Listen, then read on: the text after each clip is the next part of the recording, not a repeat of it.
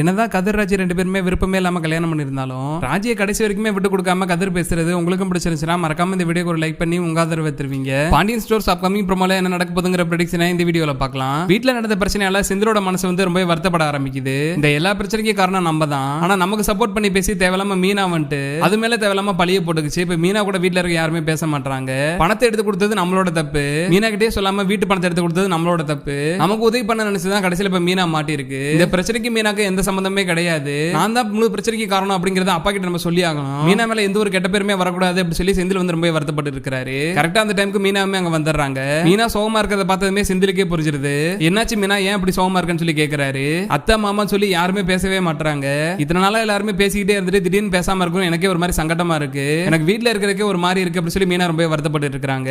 இதுக்கெல்லாம் ஒரே வழிதான் இருக்கு மீனா. நீ ஒன்னும் கவலைப்படாத. இந்த பிரச்சனைக்கு உனக்கு எந்த சம்பந்தமே கிடையாது. அரசுக்கு கார் வாங்கி கொடுக்க வச்சிருந்த பணத்தை எடுத்து நான் தான் வந்து உங்க அப்பா கிட்ட கொடுத்தேன் அப்படிங்கிற உண்மையை நான் சொல்லிடுறேன். எனக்கு ஹெல்ப் பண்றதுக்காக தான் நீ லோன் போட்டு அந்த பணத்தை வாங்கி கொடுத்துருக்கேங்கிற விஷயத்தையும் நான் சொல்லிடுறேன். அப்படி மட்டும் நான் சொல்லிட்டேன்னா உன் மேல தப்பு இல்லைங்கிற விஷயம் வீட்டுல இருக்க எல்லாருக்குமே தெரிஞ்சிடும். அதுக்கப்புறம் அப்பா அம்மா 2 பேருமே வந்து உன் மேல கோவப்பட மாட்டாங்க. உங்ககிட்ட எப்பயும் போல பேசுவாங்க. நான் பண்ண தப்புக்காக நீ ஏன் தண்டனை எல்லாம் அனுபவிக்கணும்? நான் என்ன இப்பயே போய் சொல்லிட்டுமா அப்படி சொல்லி செந்தில் கேட்டு இருக்காரு. பிரச்சனை எல்லாமே இப்ப நடந்து முடிஞ்சிருச்சு. மிஞ்சி போனா அத்தை என்கிட்ட ஒரு வாரம் என்ன பேசாம இருப்பாங்க. அதுக்கப்புறம் மறுபடியுமே பேசிடுவாங்க.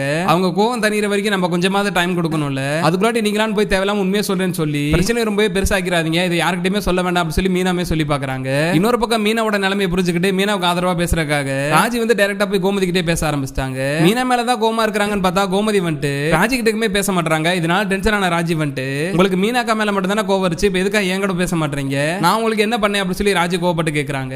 எல்லாருக்கிட்டையும் இறக்க குணமா இருக்கிறது என்னோட தப்பு தான். உங்களை எல்லாம் நம்பி ஏமாந்து போறதா என்னோட பெரிய தப்பு அப்படி சொல்லிட்டு கோமதி ஒரு சைடு புலம்பிட்டு இருக்காங்க. அப்பதான் ராஜி வந்துட்டு நீங்க அவசரப்பட்டு மீனாக்காவை திட்டிட்டீங்க. நைட்டு சாப்பிடறப்ப விட மீனாக்காவை ரொம்ப அசிங்கப்படுத்திட்டீங்க. அக்காவோட முகம் எவ்வளவு வாடி போயிருச்சு தெரியுமா? அவங்க காலையில இருந்து யாரு கூடயுமே பேசவே இல்லை. ரொம்பவே சோகமா இருக்காங்க.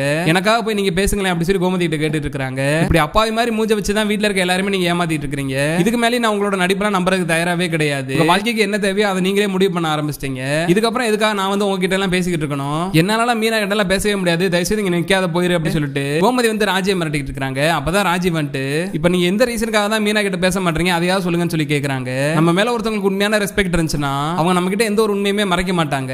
மீனா என் மேல வச்சிருக்கிறது போலியான ரெஸ்பெக்ட். மீனாக்கு உண்மையிலே என் மேல மரியாதை எல்லாம் எதுவுமே கிடையாது. அப்படி உண்மையிலே மீனாக்கு என் மேல மரியாதை இருந்துச்சுன்னா இந்த விஷயத்துல முன்னாடி என்கிட்ட சொல்லி இருந்திருக்கும். மாமா கிட்ட சொல்றதுக்கு பயமா இருந்தா என்கிட்ட சொல்லி இருக்கலாம்ல. நான் என்ன சொல்லி இருக்க போறேன்? செந்திலுக்கு வேலை கிடைச்சா அது எனக்கு சந்தோஷமான விஷயம் தானே. நான் சரின்னு தானே சொல்லியிருப்பேன். என்னை மதிக்காததை காட்டுறது தான் இப்பெல்லாம் பண்றது அப்படி சொல்லிட்டு கோமதி வந்து புரியாம பேசிட்டு இருக்காங்க. அப்ப கரெக்டா பாயிண்ட் பிடிச்சுக்கிற ராஜி வந்துட்டு அப்ப நீங்க ஏன் மாமாவுக்கு மரியாதை கொடுக்க மாட்டீங்க அப்படி சொல்லி கேக்குறாங்க. ராஜி என்ன சொல்றதுனே புரியாம கோமதி முடிச்சிட்டு இருக்கிறப்ப தான் எனக்கு கதிருக்கு நீங்க தானே கல்யாணம் பண்ணி வச்சீங்க. அந்த உண்மையை இப்ப வரைக்கும் மாமா கிட்ட சொல்லாம இருக்கீங்க. அப்ப நீங்களும் மாமா கிட்ட இருந்து உண்மையை மறைக்கணும்னா உங்களுக்கு மாமா மேல மரியாதை கிடையாது இல்ல. நீங்க மாமாவை மதிக்கிற மாதிரி இருந்தா நீங்க இந்த உண்மையெல்லாம் சொல்லி இருந்திருப்பீங்களா அப்படி சொல்லி ராஜி பாயிண்ட் பிடிச்சு பேச ஆரம்பிச்சிட்டாங்க. ராஜி இப்படி எல்லாம் கேள்வி கேட்கும். கோமதிக்கு என்ன பதில் சொல்றதுனே தெரியல. திருன்னு முடிச்சு நிக்கிறாங்க.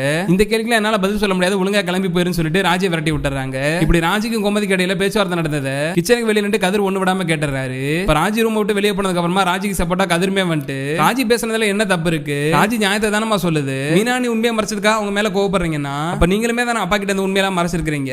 ராஜி கேட்கறதுல எந்த தப்புமே கிடையாது. ராஜி நியாயத்தை தான் பேசுது. நீங்க யாருக்காக மீனா கிட்ட பேசுறீங்களோ இல்லையோ ராஜிக்காவது நீங்க பேசிதான் ஆகணும். உங்களுக்கு ஒரு நியாயம் அன்னைக்கு ஒரு நியாயமா? யார் சொல்றதுல எந்த தப்புமே கிடையாது. ராஜி கரெக்டா தான் பேசுது அப்படி சொல்லிட்டு ஃபுல் சப்போர்ட்டோட கதிர் வந்து ராஜிக்கு சப்போர்ட் பண்ணி பேச ஆரம்பிச்சிட்டாரு. இப்பதான் உன் வீட்டுக்காரமா திட்டி அனுப்பிச்சு விட்டுருக்கேன். உனக்கு எவ்வளவு தைரியம் இருந்தா உன் வீட்டுக்காரமாக சப்போர்ட் பண்ணிட்டு வந்து எனவே ஏத்து கேள்வி கேட்டு இருப்ப. ஒழுங்கா 2 பேரும் இங்கே நிக்காதீங்க ஓடி போயிருங்க அப்படி சொல்லிட்டு கோமதி வந்து ராஜி சொன்னதே நினைச்சு பார்த்துட்டு இருக்காங்க.